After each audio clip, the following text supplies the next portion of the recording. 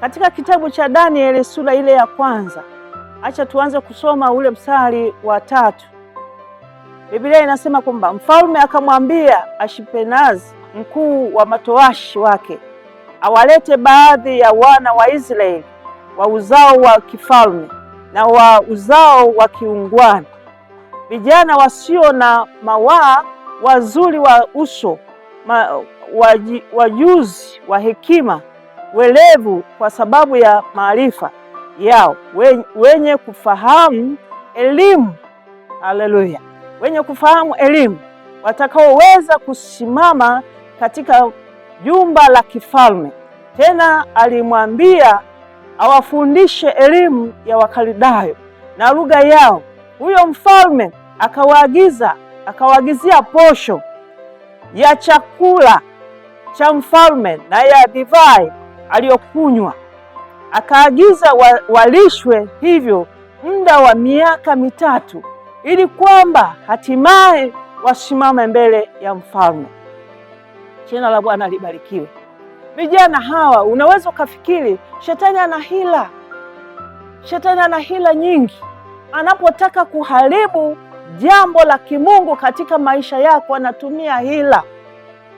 Na hiyo hila unaweza ukafikiri kwamba anasema au anakutengenezea jambo zuri. Hawa vijana walipoletwa katika jumba la kifalme, Biblia inasema kwamba wakaagiziwa chakula, tena chakula cha kifalme, wale muda wa miaka 3. Kama ungelikuwa ni wewe, nafikiri ungesemaje? Kama ingelikuwa ni hali ya kawaida, ungesema nimepata wafadhili, nimepata vitu vizuri ambavyo vinaweza ni sawa. Leo vijana hawa wakasimama, wakaiona hila ya mfalme, kwamba ndani ya mfalme sio yule mfalme, ila ndani ya mfalme kuna shetani, na shetani anatumia hila. Wakaigundua kwa sababu walikuwa na elimu ya kimungu, walikuwa na ufahamu wa kimungu ndani yao, na Mungu alikuwa anakaa ndani yao. Mungu akazifunua hila za mfalme ambazo zilikuja kwa namna nzuri kabisa. Wape chakula wale kwa ndani ya miaka 3, na hiki chakula sio cha kitoto, chakula cha kifalme. Chakula cha kifalme, unajua tena chakula cha kifalme kilivyo kizuri. Leo wewe ungesema nimealikwa ikulu, mimi ni mtu wa thamani sana. Hapana, tujue hila. Jua hila za shetani katika maisha yako. Wakasimama wakamwambia yule msimamizi, sisi hatuwezi kula chakula cha kifalme. Jina la Bwana libarikiwe. Na sisi hatutajifunza zaidi ya elimu, hatutajifunza elimu nyingine zaidi ya elimu tunayoifahamu. Ifahamu elimu hii ya kutoka mbinguni tuliyopewa. Mungu ametupa elimu kutoka mbinguni inayofunua mafumbo, inatuondoa kwenye hila, inatuondoa kwenye mipango mibaya. Mpango wa shetani, na Biblia inasema kwamba shetani hujigeuza kama malaika wa nuru. Shetani hajagi kama shetani, anakuja kama vile anakuja na mipango mizuri. Leo kuna mipango mizuri ambayo tumeipokea ndani ya kanisa. Leo kanisa linapoteza mwelekeo kwa sababu ile mipango ilivyokuja kwetu, tuliona ni mipango mizuri. Tuliona ni mpango mzuri. Tuliona ni mpango ambao mpango wa maliziano ni mzuri. Mpango ni mzuri. Na kweli ukiangalia kama vile ni mpango mzuri, lakini kuna hila ndani. Ipo mipango mizuri ipo, lakini kuna hila ndani. Umeangalia kama kuna hila. Unaangalia kama huo mpango baadaye utakuangamiza.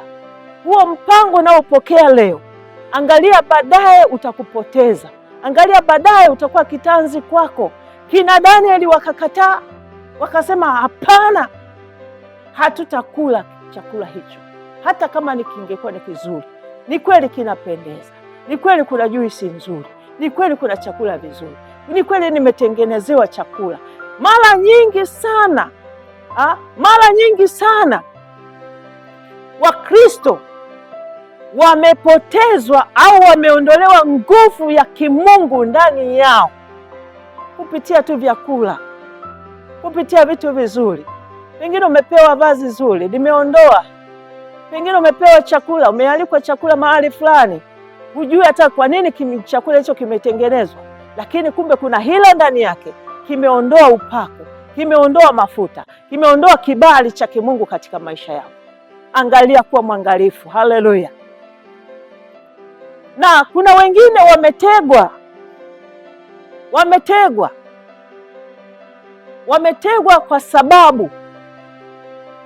kwa sababu ya mazingira. Umeona kama vile shetani anatengenezaga mazingira, anakutengenezea mazingira. Unaona haya mazingira sitoboi, na baada ya hapo analeta kama msaada. Halafu baadaye unaona kama vile nimepata msaada, nimepata mlango wa kutokea, bila kufikiria huo mlango kumbe haukuwa ni mlango wa kwenda mbinguni, ila ni mlango wa kwenda kuzimu. Shetani anawahi kwanza kufungua mlango. Au umefunguliwa huo mlango uliofunguliwa ni wa Mungu? Umejaribu kufikiria? Elimu ya kimungu ikae ndani yako. Kaa na elimu ya kimungu. Elimu ya kimungu itakufundisha kwamba huu mlango uliofunguliwa kwako sio mlango uliofunguliwa ndani yako, mlango uliofunguliwa katikati ya shida, haraka umetia msaini, umeweka saini wa mkataba ambao ukafikiri kwamba nimepewa mkataba ambao utanifanya kuweza kupata mkopo. Huo mkopo umemuuliza Mungu. Leo mikopo mingi inatolewa, watu hatufahamu. Tunaenda kusaini tu, tunasaini tu mikopo, lakini baadaye kumbe tumesaini kitabu cha kuzimu, tumesaini kitabu cha maombolezo. Baadaye tunaangukia kwenye shida. Mungu atusaidie. Mungu akusaidie. Mungu akusaidie Mkristo. Mungu akusaidie mtakatifu kuwa na mfumo wa kimungu ndani yako, na ile elimu ya kimungu uliyoipata, hebu jaribu kuitunza. Nataka nikwambie, Yesu amekaribia. Yesu amekaribia kuliko ambavyo tunaweza kufikiria. Japokuwa maneno haya wengi hawayataki, ila Yesu amekaribia kuliko ambavyo tulivyowaza. Na kama Yesu amekaribia, mitego iko mingi. Mitego imekuwa ni mingi ambayo inatuondoa kwenye mfumo wa kunyakuliwa. Leo kanisa halitaki kusema habari za unyakuo, au halitaki kusemeshwa kabisa habari za Yesu kurudi. Inataka isemeshwe habari za mafanikio katika ulimwengu huu. Inataka liambiwe habari za kupokea magari. Inataka liambiwe habari za kupokea muujiza wako. Pokea muujiza wako. Halitaki kuambiwa habari za Yesu anarudi. Huko ni kupoteza mwelekeo. Huko ni kuondolewa kwenye mfumo. Tunataka mafanikio, lakini Yesu pia anakuja. Na lazima tufahamu mifumo ambayo shetani anaitengeneza. Lazima tufahamu ili kusudi tuweze kupona, tuweze kunyakuliwa, twende mbinguni. Haya mambo ambayo tunayapokea, haya mambo ambayo tulionayo ni ya hapa duniani. Mfumo wa ulimwengu huu usitutoe kwenye mfumo wa Mungu wetu. Jina la Bwana libarikiwe. Jina la Bwana libarikiwe. Tuwe kama kina Shadraka, Meshaki na Abednego ambao walikataa, na majina yao walikuwa na majina yao mazuri, lakini walipofika Babeli walibadilishiwa yale majina, wakaitwa majina ya miungu ya nchi ile. Lakini Mungu ashukuriwe, kwa sababu yale majina hayakusababisha, waliwaita wao, lakini ndani ya majina yao walishika majina ya kwao. Walishika lile jina walilopewa na Mungu wao. Shika jina la wokovu, shika jina la Yesu ambalo umepewa, halitakuondoa kwenye mfumo wa kimungu. Simama na jina, haijalishi jinsi unavyobadilishiwa jina. Wamekuita wewe ni maskini, wamekuita wewe ni mshamba, wamekuita kivyo vyote walivyokuita, lakini simama katika msimamo wa jina la Yesu ambalo ni ngome yetu na imara katika maisha yetu, na hili jina litatufikisha kwenye kusudi la Mungu. Ninaomba nimshukuru Mungu kwa ajili haya. Ninashukuru kwa sababu umenisikiliza. Mungu akubariki, na Bwana aiponye nafsi yako isipelekwe kwenye mifumo ya ulimwengu huu ambayo inaelekea katika hali ya upotevu. Mungu akubariki Baba, katika jina la Yesu. Asante kwa ajili ya watu hawa Bwana.